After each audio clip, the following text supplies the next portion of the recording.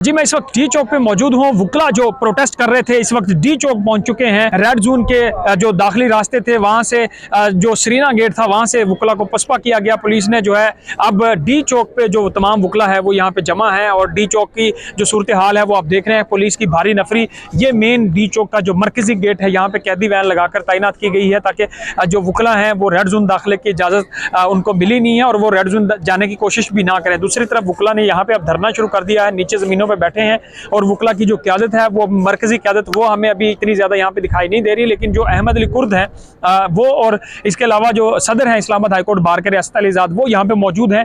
दीगर सीनियर कानूनदान जो वुकला हैं वो यहाँ पे मौजूद हैं। ये वुकला जो है इस वक्त आज जो जुडिशल कमीशन का इजलास हो रहा है सुप्रीम कोर्ट ऑफ पाकिस्तान में उसके खिलाफ यहाँ पे मौजूद है और उस इजलास को मौखर करने की दरख्वास्त की गई थी वुकला की तरफ से। कुछ जजेस ने खत भी लिखे थे, लेकिन आज जो होने वाला जुडिशल कमीशन का इजलास है वो इंतहाई अहमियत का हामिल है और उसके बाद ये वुकला आज क्या लाहे अमल देंगे ये तो इंतहाई अहम होगा। लेकिन वुकला का जो सुप्रीम कोर्ट के बाहर एहतजाज करने का मकसद था वो अभी तक पूरा नहीं हो सका।